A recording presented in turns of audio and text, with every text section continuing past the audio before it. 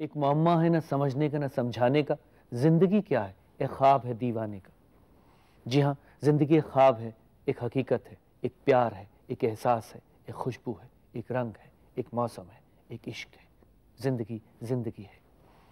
मगर अफ़सोस तब होता है कि ऐसी अज़ीम चीज़ को, ऐसी अज़ीज़ शय को, ऐसी कमाल की चीज़ को जब कुछ दीवाने, कुछ मनचले मुअम्मा समझकर, मुसीबत समझकर, मुश्किल समझकर इसका गला घोंट देते हैं, इसे ख़त्म कर देते हैं, फ़ना कर देते हैं, खुदकुशी कर देते हैं।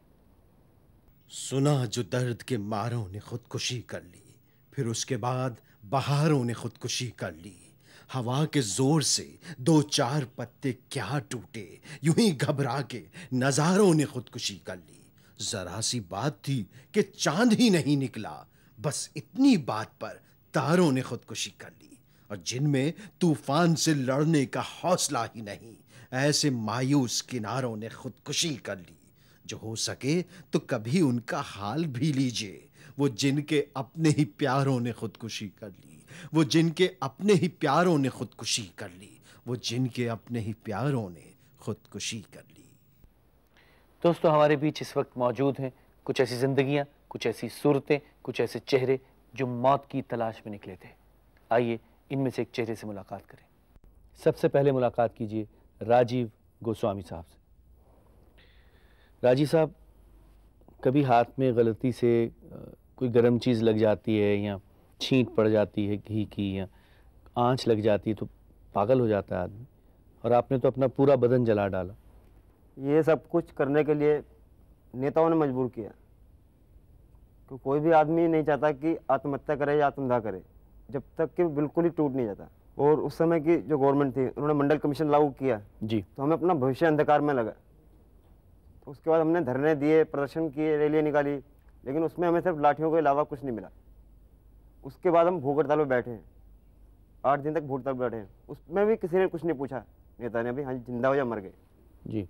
तो हमने फिर सोचा ऐसा कुछ किया जाए कि हमारी चलो जान जाती जाए, लेकिन जब मंडल कमीशन की रिपोर्ट है ये रुके, और जो हमारे दूसरे लाखों भाई बहन हैं उनका भविष्य अंधकार में ना हो। आप कितने परसेंट जल चुके थे? 68%। 68%। क्या आपको ये नहीं लगा कि जो लोग पीछे रह जाएंगे वो भी टूट जाएंगे बुरी तरह से? अगर आपको कुछ हो जाता, खुदा न खास्ता आपकी जान चली जाती, तो ये खुदकुशी की जगह खुदगर्जी ना होती? बिल्कुल टूट चुके थे हम लोग, हर तरफ से निराशा ही हाथ लगी, ना मतलब माँ बाप की चिंता उस समय थी, ना भाई बहन की। तो वो कदम उठाने से पहले क्या सोचा था आपने? सोच यही थी कि मतलब आम आदमी उस समय हमारे साथ नहीं जुड़ा था, सिर्फ स्टूडेंट का ही मूवमेंट था। मेरे इस कदम के बाद हमारे साथ आम आदमी जो था वो भी जुड़ा है। आपको ये नहीं लगता कि कहीं गलत ये सिग्नल्स दिए गए आपकी वजह से, आपकी इस सेल्फ एमुलेशन की वजह से? बहुत से और जवान लड़के लड़कियां जो थे उन्होंने भी खुद को आग लगा ली, मरना चाहा। लगाई है, लेकिन मुझे ये नहीं मालूम था मैं भी बच जाऊंगा और मेरे बाद इतना होगा। लेकिन मेरे बाद और छोटे से लेके बड़े तक सबने, किसी ने नस काट ली, किसी ने आग लगा ली। आपको ये उम्मीद नहीं थी कि आप बचा लिए जाएंगे या बच जाएंगे? बिल्कुल नहीं। जब आग लगाई थी तो ये थोड़ी था कि जिंदा रहना है मरना है, तो ये था कि मतलब जो हमने किया है ठीक किया है। अच्छा, अमूमन ये होता है कि जब आप आत्महत्या की कोशिश करते हैं और बच जाते हैं तो जो समाज है वो इसको अच्छा नहीं समझती उस व्यक्ति को, लेकिन आपके साथ उल्टा हुआ कि आपको शोहरत भी मिली, मकबूलियत भी मिली, आप पॉपुलर हो गए। शोहरत के लिए तो क्या नहीं था, जैसे बताया, आदमी जब मर जाए तो उसे क्या शोहरत है और क्या वो है, ऐसी शोहरत क्या करेगा। मान लीजिए आज फिर ऐसी सिचुएशन आती है जहाँ आपको लगता है कि आपके साथ या मुल्क के साथ या किसी और व्यक्ति के साथ गलत हो रहा है, तो क्या आप फिर से अपने आप को आग लगा लेंगे? अब तो ऐसा देख लिया ना कि आग लगाने के बाद भी इस देश में कुछ वो नहीं है। अब तो जो हमारे साथ बुरा करेगा पहले उसको मारने के बाद ही अपने आप को मारेंगे। आप क्या मैसेज देना चाहेंगे नौजवानों को, हिंदुस्तान के नौजवानों को यही मैसेज है कि पहले जब तक संघर्ष करें, अगर संघर्ष से रास्ता नहीं निकलता है, जो उसे दबा रहा है उसके खिलाफ लड़ाई लड़े, लेकिन आत्महत्या जैसा मतलब कदम मत उठाएं। दोस्तों, राजीव साहब के ख़ानदान वाले खुशकिस्मत थे कि राजीव साहब मौत की अदना सी झलक देखकर ज़िंदगी में लौट आए, मगर सब लोग इतने खुशकिस्मत नहीं होते। आइए एक ऐसे ख़ानदान से मिलें जिसने अपना लड़का आग में खो दिया। आप मनदीप सिंह जी की माता जी हैं। क्या ऐसा हुआ था मनदीप के साथ कि उन्होंने खुद को जला लिया? मतलब पुलिस वाले जब इन बच्चों को लेकर के उठा करके जब लेकर के बंद कर दिया, जेल भेज दिया इसको। इनको? हाँ, इनको, इससे छोटे वाले बच्चे को, जिसने आत्महत्या की थी, इससे बड़ा है वो जी।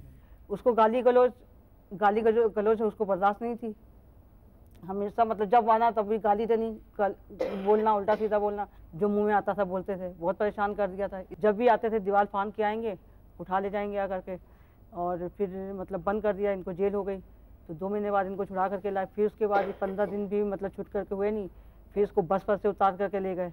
तो क्यों, कुछ बताते होंगे ना पुलिस वाले? एक्चुअली में 98 की 99 में एक बार ऐसे होली का टाइम था, लड़कों दोस्त यार खड़े थे, उन्होंने गुब्बारा मार दिया किसी लेडीज़ के। सीओ साहब के रिश्तेदार थी। शाम को अगले दिन लेके आई पुलिस वालों को, वहाँ के पूछताछ की तो उनको पता चला, मेरा नाम पता चला कि कोई यशपाल करके लड़का सोडी करके था। तब तक पुलिस वाले फिर आए, मुझे पकड़ के ले गए। उसके बाद जब जेल चला गया मार्च में, जब मैं छूट के आया, तो हम लोगों ने पुलिस वालों पे केस कर दिया था कि इन्होंने हमारे साथ फर्जी फंसा दिया केसों में। तो SI थे वहाँ दोहे साहब, उन्होंने कहा कि हम लोग के पास कंप्रोमाइज़ करें कि हमारे से कंप्रोमाइज़ कर लो।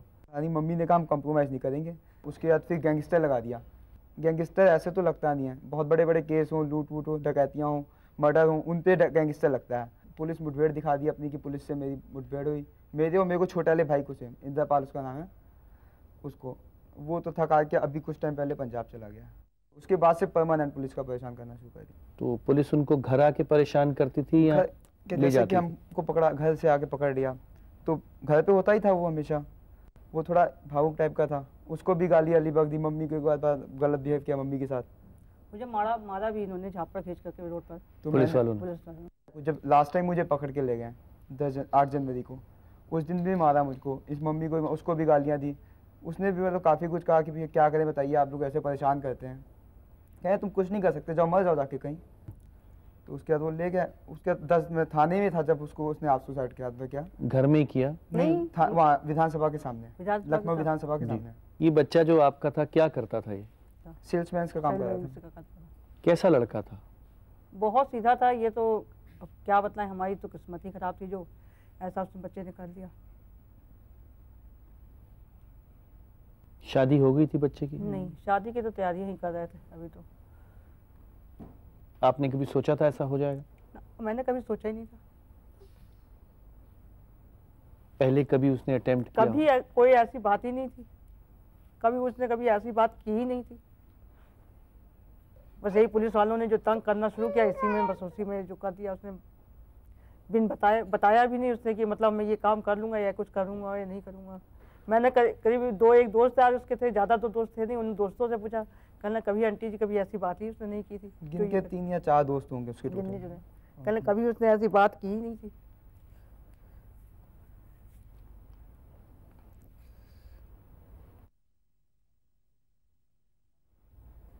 आखिर हमारे सिस्टम में, हमारे निज़ाम में इतनी कमियां क्यों हैं कि एक आम इंसान इनसे लड़ने की बजाय मरना पसंद करता है? हमारे बीच सादिक जिलानी साहब बैठे, असिस्टेंट प्रोफेसर हैं लॉ में। आइए इनसे मुलाकात करें। सादिक साहब, जैसा आपने भी सुना होगा कि मनदीप सिंह साहब ने ख़ुदकुशी कर ली थी, तो बेशक वो सुसाइड था, लेकिन क्या पुलिस पर कत्ल का मुकदमा चलाया जा सकता है? हमारे देश के अंदर जो कानून मौजूद है, जैसा कि भारतीय दंड संहिता है, जिसके अंदर धारा 107 इसको हम लोग जो है डील कर सकते हैं, या नहीं तो धारा 306 भी है। ये कहता है कि कोई भी किसी आदमी को खुदकुशी करने पर मजबूर करे तो उसके ऊपर जो है मुकदमा दायर करके कार्रवाई की जा सकती है। लेकिन मुझे विश्वास है कि पुलिस पर कत्ल का मुकदमा नहीं दायर हुआ होगा। ये इस बात का जो है, आखिर ये केस तो जो है देश के सर्वोत्तम जो राष्ट्रीय मानवाधिकार आयोग में तो चल ही रहा है। मुझे उम्मीद है कि जो है इन लोगों को राष्ट्रीय मानवाधिकार आयोग की ओर से ज़रूर न्याय मिलेगा। जिलानी साहब, राजीव साहब के केस में इन्होंने एक आवाज़ उठाई थी आरक्षण के खिलाफ और ख़ुद को जला के मार देने की कोशिश की थी, तो इनको किस कैटेगरी में रखेंगे आप? राजीव साहब का तो केस ऐसा है कि इनको उस टाइम में आरक्षण के लिए जो है इन्होंने आवाज़ उठाई है। उस टाइम में थोड़ा सा ज़्यादा ही देश के अंदर जो है ज़ोर शोर चल रहा था जो नौजवानों के अंदर, तो इन्होंने जो है उस तरह का कदम उठाए हैं। वरना ये उच्चतम न्यायालय या कई और रास्ते भी जो है अपना सकते थे, अपना जो है उसका हल जो है निकाल सकते थे। नहीं, क्या आप इन्हें मुजरिम करार देंगे? आज की मौजूदा कानून के मुताबिक इनको मुजरिम करार दिया जाता है, लेकिन जो है जो कानून को आप सही तरह से हम लोग देखेंगे परखेंगे तो उसके अंदर जो है कोई कम से कम सज़ा तो नहीं दिखाई गई है। जैसा कि धारा 309 भारतीय दंड संहिता कहता है कि 1 साल तक सज़ा होनी चाहिए, और उसके अंदर जो है जो जुर्माना भी डालना है डाल सकते हैं जज साहब या नहीं, लेकिन उनको माफ़ भी किया जा सकता है जी। तो इसके अंदर ज़रूरी है नहीं कि जो है उनको जो है मुजरिम करार किया जाए और उनका जो है ज़िंदगी में एक थप्पा डाल दिया जाए कि जो है ये मुजरिम है। ऐसा जो है बहुत कम केसेस में होता है। जी, शुक्रिया। दोस्तों, ये सच है कि हमारी पूरी ज़िंदगी ख्वाबों पर, उम्मीदों पर, सपनों पर मुअस्सर है, लेकिन ये भी सच है कि सब के सब ख्वाब, सब की सब उम्मीदें, सपने पूरे नहीं हो जाते। हमें ऐसी मंजिलें तलाशनी चाहिए जो आसान हो, जहाँ तक हम पहुँच सकें, जिन्हें हम छू सकें। आग की लपटों में झुलसी हुई एक और लड़की के बदनसीब माँ बाप से आइए मुलाकात करें। रंजीता कितने बरस की थी? वो 14 साल के थे। क्या ऐसा हुआ कि उन्होंने आत्महत्या कर ली? वो ऐसा था जी, एक हमारी पड़ोस का लड़का हमारे घर पे 15 दिन पहले चोरी की नीयत से आया। हमारे भाई के बच्चों ने और हमारे बच्चों ने जो जैसे आँख खुली जो ऊपर छत पे कोई है तो उसको जो है रोल मचाया कि चोर चोर, उसको पकड़ लिया ऊपर। उस लड़के को मारा पीटा। तो मोहल्ले वाले 10-5 आदमी इकट्ठे होकर के कहने लगे चलो यार छोड़ो, पड़ोस की बात है, कोई बात नहीं। अगले रोज़ उन्होंने सुबह को जो है अपनी चोरी की बदनामी को दबाने के लिए उन्होंने हमारी लड़की पे ये आरोप लगा दिया कि ये चोरी करने का हो जाता, ये तो उस लड़की से मिलने गया था। और उसके उल्टे सीधे जो है चिट्ठी पत्र दिखाने लगे, और जो चिट्ठी उनके पास हैं उन्होंने जो है वो हमको नहीं दिखाई, दूसरे लोगों को ही दिखाई। पूरे मोहल्ले में फैला दिया कि वो आपकी लड़की से मिलने आया था। हाँ जी। वो लड़की उसमें जो है गम ही गम में, वो ना कुछ खाया पिया 3 दिनों तक और ऐसे ही रही। जब उस लड़के ने इल्ज़ामात लगाए तो आपने डांटा बच्ची को? नहीं जी, हमें अपने बच्चे पे कोई शक ही नहीं था। हमने पूछा उससे भाई ऐसी कोई बात हो तो बता दे, उसने मना कर दिया ऐसी कोई नहीं। हमने भी ज़्यादा गौर नहीं करा, जब हमें अपने बच्चे पे आज तक कोई शक ही नहीं है तो हम उसको ज़्यादा प्रेस क्यों करें। और भी बच्चे हमारे छोटे बड़े सब, वो भी तो देखें कुछ बात हरकत होती तो, कभी कोई ऐसी बात ही नहीं देखी। क्या खाया उसने, क्या कैसे? उसने कुछ नहीं खाया जी, लैट्रिन में बढ़ के उसने मिट्टी का तेल डाल के आग लगा ली। अच्छा, जला लिया खुद को? जला लिया जी। कभी पहले आपको ऐसा आभास हुआ कि ये बच्ची इस तरह से कर सकती, किसी और बात पे भावुक हो जाती हो या इमोशनल हो जाती हो? नहीं जी। कैसी बच्ची थी आपकी? पढ़ाई में कैसी थी, दिखने में कैसी थी? बढ़िया बच्ची थी जी। उसने 2 क्लास तो 1 साल में करी थी, तीसरी चौथी। इसी साल हाई स्कूल पास किया जी उसने। कभी भी ना ही घर से बाहर जाना, और गांव में स्कूल था, हाई स्कूल तक गांव में पढ़ना, कभी घर से बाहर अकेले नहीं गए हमारे बच्चे। कोई सुसाइड नोट या कोई खत पीछे छोड़ के गई? उसने छोड़ा है। उसने लिखा कि मम्मी मैं इससे आज तक कभी भी नहीं मिली थी, और ना ही ये कभी छत पे मेरे से मिलने के लिए आया, और इसने मेरे को वैसे ही बदनाम कर दिया। दोस्तों, हमारे बीच साइकोलॉजिस्ट अरुणा ब्रूटा साहिबा और साइकेट्रिस्ट जितेंद्र नागपाल साहब बैठे। आइए इनसे मुलाकात करें। अरुणा जी, आखिर ये जो बच्चे हैं, टीनेजर्स हैं, जवान हैं, ये खुद ही अपनी उमंगों को, अपने ख्वाबों को, अपने आप को क्यों ख़त्म कर लेते हैं? मैं नहीं समझती कि एकदम बिना किसी हिस्ट्री के कुछ हुआ हो।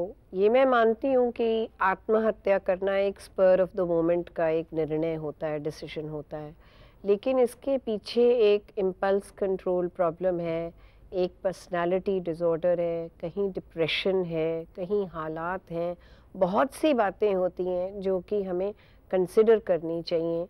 और ऐसी भी पर्सनालिटीज़ होती हैं और अब ऐसे टेस्ट्स भी होते हैं जहाँ पे हम प्रिडिक्ट कर सकते हैं कि इस आदमी का चांस ज़्यादा है कि ये किसी वक्त आत्महत्या कर सकता है। क्यों डॉक्टर साहब, आप कहेंगे कुछ?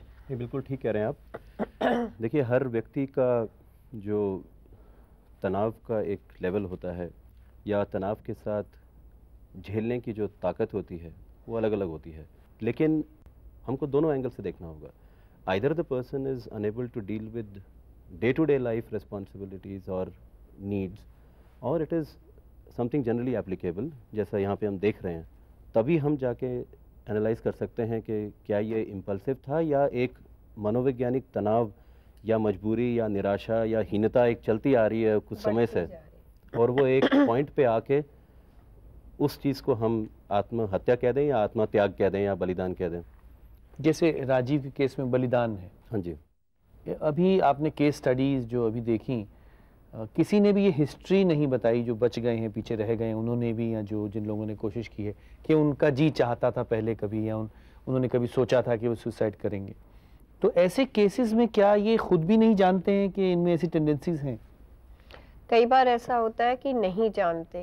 एक कॉन्शियस माइंड, चेतन मन, और एक अनकॉन्शियस माइंड, अवचेतन मन में इतना क्रोध उठता है आइदर परिवार के प्रति या समाज के प्रति या अपने प्रति, कि आदमी जो अपने आप को ख़त्म करने लगता है उसके मन में ये कहीं धारणा होती है, एक तो मैं इस मुसीबत से छूटूं तो छूटूं, लेकिन आप सारी उम्र के लिए पछताएं कि आपने मेरे साथ क्या किया। तो ये एक सज़ा का रूप भी बनकर आती है। और पीछे वाले आप देख ही रहे हैं कि वो कैसे रो रही थीं। ये एक पछतावा है कि अगर कुछ ज़्यादा पता होता। बहुत एक आपको अहमियत वाली बात बताऊं, जैसे उन्होंने कहा उसके 4-5 दोस्त ही थे। हमारे लिए ये बड़ी ख़तरनाक बात होती है कि वो विड्रॉन है, ज़्यादा खुलता नहीं है, दिल की बात कम करता है। ऐसे व्यक्ति जो दिल की बात कम करते हैं उनके लिए तो ख़ास तौर पे ध्यान रखना पड़ता है कि उनकी स्ट्रेस टॉलरेंस लेवल में क्या हो रहा है और उनके मानसिक स्वास्थ्य में क्या हो रहा है। बहुत बहुत शुक्रिया।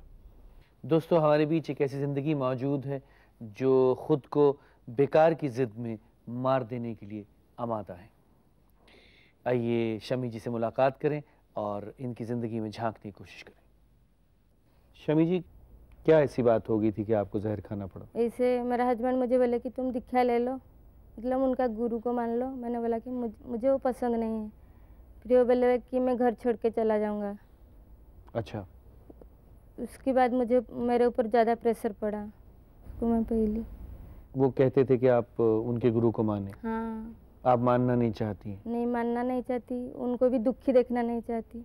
वो दुखी हो जाते, मैं नहीं लेती तो दुखी हो जाते। और आप इस दुनिया से चली जाती तो और दुखी हो जाते? नहीं, मैंने सोचा कि वो थोड़ा अफसोस करेंगे कि किसके ऊपर प्रेशर नहीं डालना चाहिए इसी तरह। उन्होंने आपको डराया धमकाया भी था? हाँ, मैं जब वही बोलती कि तुम छोड़ दो तो गुस्सा हो जाते हैं। अगर वो गुरु को मानना नहीं छोड़ेंगे तो आपने ऐसा भी कहा था कि मैं दोबारा भी जहर खा लूंगी? हाँ, मैंने सोचा कि मरने के बाद ही शायद अफसोस करेंगे। अब क्या लगता है वो कदम ठीक था आपका? इसीलिए ठीक नहीं था कि सब लोग परेशान हो गए, इसीलिए ठीक था कि क्योंकि हमारा प्रॉब्लम भी अभी तक है। आपने अपने बच्चे के बारे में भी नहीं सोचा? नहीं, उसी टाइम तो कुछ भी नहीं। उसी टाइम यही था कि बस जहर खाऊं और मर जाऊं? हाँ। अब इस वक्त क्या पोजीशन है? वो अपने गुरु को मान रहे हैं? वो तो मान रहे हैं, लेकिन मैं तो अभी तक भी मानती नहीं। प्रॉब्लम तो उसी की तरह भी है अभी। बस किस तरह का हेल्प आप दे सकते हैं वही जाए। अब आप यहाँ आई हैं तो ज़रूर आपको हेल्प करेंगे। आइए इनके पति से बात करें जो हमारे बीच ऑडियंस में बैठे। सुबोध साहब, आप तो जान ही चुके होंगे कि आपकी जो पत्नी है उसने जहर खा के मरने की कोशिश की थी, तो अब क्या है, क्या सोचते हैं आप? अपने गुरु को छोड़ देना चाहते हैं कि अपनी पत्नी को खो देना चाहते हैं? जहाँ आइडियोलॉजिकल डिफरेंस है वो हम कोशिश कर रहे हैं सुलझाने के लिए। हमारी बात क्या कोशिश कर रहे हैं आप? शादी से पहले पता हो जाता तो हम दोनों के लिए अच्छा ही था। मैं सोच रहा था कि चलो हस्बैंड कहने पे वाइफ मानी जाएगी, ये दिमाग में मेरा था। नहीं, वो तो सुबोध साहब आप मानते हैं ना? हाँ जी। आप जिसे भी मानना चाहें उसे मान सकते हैं, लेकिन आप ये क्यों चाहते हैं कि आपकी पत्नी भी उसे माने? उसमें बहुत सारी कारण है मानने के लिए, क्योंकि हमारा रास्ता अलग हो जाता है बिल्कुल। सपोज आप अपने पापा को इतना अच्छा प्यार करते हैं, पापा के खिलाफ कोई बोले आपको उसको अच्छा नहीं लगेगा। मैं ऐसे ही मेरा ठाकुर जी को मैं अच्छा मानता हूँ या प्यार करता हूँ, जो भी है मेरे को कुछ मिले या ना मिले, लेकिन वो ठाकुर जी के खिलाफ कोई बोले तो मेरे को वो अच्छा नहीं लगेगा। तो सारी ज़िंदगी आप इन्हें नाराज़ रखेंगे? नहीं, क्योंकि वो तो खुश हो नहीं रही, वो तो चाहती नहीं उन्हें मानना।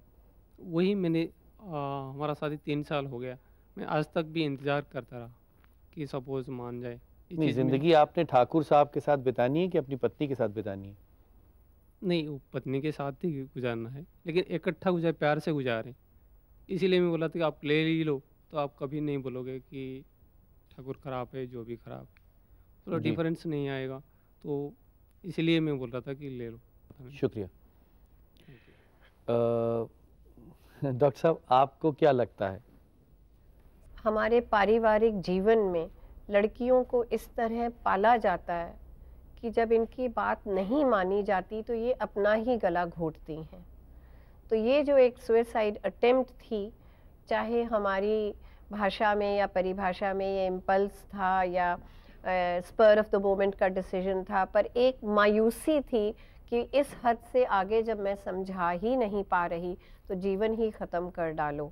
और उसका प्रतीक आपके पास उभर के आया कि मैं सोचता था कि मैं हस्बैंड हूँ और वो शायद मेरी बात मान जाए। ये पुरुष स्त्री का रिश्ता एक हमेशा से बनाया कि लड़कों को भी ऐसे पाला जाता है कि इनकी बात माननी ही चाहिए जी। और लड़की का ये होता है कि अगर आप मानते हो मान जाओ और अगर नहीं मानते तो ठीक है, फिर मैं ही अपना गला घोंट देती हूँ। उसको कोई और रास्ता नहीं नज़र आता कि वो अनशन करे या छोड़ दे या पीहर चली जाए या अपने पैरों पर खड़ा होना सीखे, क्योंकि इस तरह से पाला नहीं जाता लड़कियों जैसे को। इनकी बच्ची का भी यही था कि वो Exactly. किसी और तरह से भी प्रोटेस्ट कर सकती थी, बिल्कुल कर इनको सकती समझा थी, सकती थी, बिल्कुल वो कर सकती पाक थी। दामन थी, कह सकती थी कि मैंने ऐसा कुछ नहीं किया, मैं गलती पर नहीं हूँ, लेकिन उन्होंने आत्महत्या कर ली, उन्हें पता ही नहीं चला। ये हमारे देश में एक ये है कि आप अपनी रोमांटिक फीलिंग्स को एक्सप्रेस नहीं कर सकते। अगर आप करेंगे तो आप आवारा, बदचलन, गलत रास्ते पे चल रहे हैं, ये सारी तोहमतें लगाई जाती हैं। यदि ये न लगाई जाएं तो बहुत सी सुसाइड्स हम यहीं पे जो है रद्द कर सकते हैं, यानी कि रोक सकते हैं, अगर परिवार में हम एक दूसरे को समझने की, सुलझने की और थोड़ी जगह दें। जैसे डॉक्टर साहब कह रहे थे, स्पेस दें बात करने की और उसको एक्सेप्ट करें। जब गला घोटेंगे तो वो सच में ही अपना गला घोट लेगा, लड़की हो या लड़का। बेशक। बहुत बहुत शुक्रिया। क्या कभी आपने सोचा है कि ज़िंदगी की जद्दोजहद में, ज़िंदगी के मुकाबले में, ज़िंदगी की दौड़ में आप ज़रा सा पीछे रह जाते हैं तो आप ज़िंदगी का गला घोंट देना चाहते हैं, खुद को मार देना चाहते हैं, फना कर देना चाहते हैं। मगर जब आप चले जाते हैं तो आपके पीछे आपके रिश्तेदार, आपके चाहने वाले, आपके अजीज बिलखते हैं, रोते हैं, तड़पते हैं। उनका कोई कसूर नहीं। कसूर तो तब है अगर हम ज़िंदगी से प्यार ना करें, ज़िंदगी को चाहें ना, ज़िंदगी से इश्क ना करें। आज से, अभी से ज़िंदगी से प्यार करना शुरू कर दीजिए, इश्क करना शुरू कर दीजिए, ज़िंदगी को चाहना शुरू कर दीजिए, बेहद चाहना। हमें कोशिश करनी चाहिए अपनी इस मुहिम में, अपने इस आंदोलन में, अपने इस मूवमेंट में हम कामयाब हों। हमें कोशिश करनी चाहिए।